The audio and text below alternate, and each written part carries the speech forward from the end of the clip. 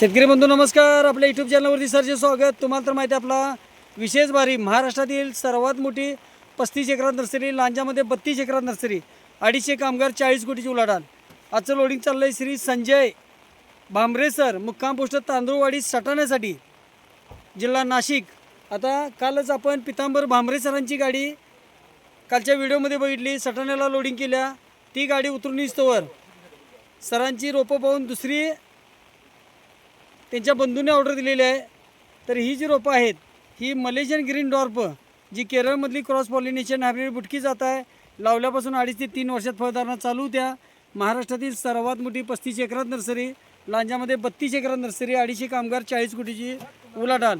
म्हणून तर म्हणतोय तुम्हाला आपला विशेष भारी असतो. तर आजचं मलेशियन ग्रीन डॉर्प नारळ हे जे लोडिंग चाललेलं आहे, ही जी रोपं आहेत ही रोपं आपल्याला बुकिंगनंतर घरपोच येतील. लागवडीपासून सल्ला मार्गदर्शन सर्व नियोजन मिळेल, अनुदानाला बिल मिळेल. तर ही जी रोपं आहेत, आता रोपं भरताना आपण स्वतः असल्यामुळे जे रोप खराब वाटते ते बाजूला केलं जाते. टोटल ह्या गाडीमध्ये आपण 460 नारळ, त्याचबरोबर दुसरं सचिन मोरे पातळडी यांचा पण माल भरणार आहोत. तर ही जी रोपं आहेत ही मलेशियन ग्रीन डॉर्प नारळ, केरळमधली क्रॉस पॉलिनेशन हायब्रिड जात, ज्याच्यामध्ये 400-450 मिली पाणी आणि खोबऱ्यासाठी पण जाड खोबरं असणारी ही जात आहे. आता रोपं लावताना आपण 20 बाय 20 वरती प्लॉटमध्ये लावायचे झिगझॅग पद्धतीनं. एका एकरामध्ये 120 रोपं बसतात. रोपं ज्यावेळी आपल्याकडे येतात त्यावेळी 8 ते 10 दिवस रोपं ठेवूनच लागवड करायची. आपल्या वातावरणात रोपं सुटेबल झाली पाहिजेत. रोपं ठेवताना आपण झाडाखाली किंवा ओपनला रोपं ठेवायची आहेत, घरात किंवा पत्राखाली ठेवायची नाहीत. बघू शकतो धुवाधार पावसातील लोडिंग चाललेलं आहे गाडीचा.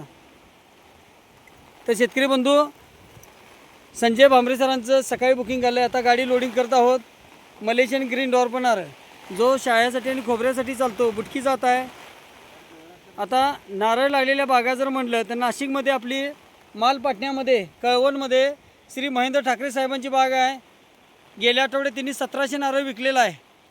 ठाकरे साहेब हे महिंद्रा आणि महिंद्रा कंपनीमध्ये गोव्याला असतात. त्याचबरोबर त्याच मालपाटणे शेजारी लखमापूरमध्ये प्रवीण चव्हाण म्हणून आहे, तिने पण 500 नारळ लावलेला आहे. त्याचबरोबर नारळ लावलेली बाग आपली जालना परतूरमध्ये बाणाच्या वाडीमध्ये पण आपली बाग आहे.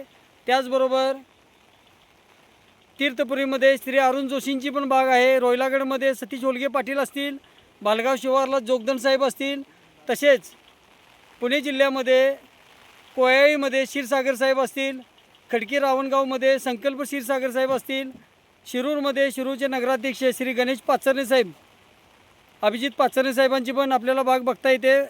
त्याचबरोबर शेतकरी बंधूंना सोलापूर जिल्ह्यामध्ये कुरुल कामतीमध्ये विष्णुपद माळी काकांची बाग आहे. API बनसोडे साहेब मंगळवेढ्यामध्ये बाग आहे आपल्याला सरगर गावामध्ये कारखान्याजवळ. त्याचबरोबर देवडे गावामध्ये पोपट कटलासकरांची बाग आहे. वाखरीमध्ये पण आपली नारळ लागलेली बाग आहे, पंढरपूर वाखरी.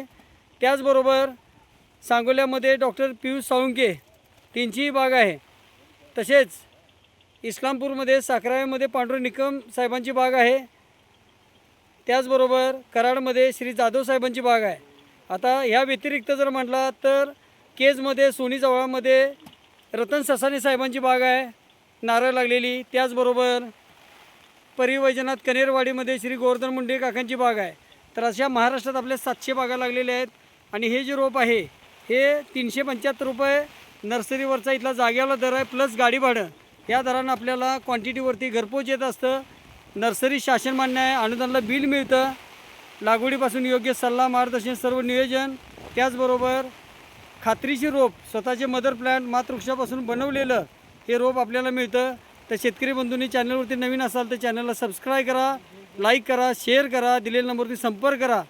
नारळ शेतीमध्ये खात्रीशीर रोप, योग्य सल्ला मार्गदर्शनासाठी, त्याचबरोबर रोप लागवडीपासून सर्व नियोजन परफेक्ट, यासाठी दिलेला नंबर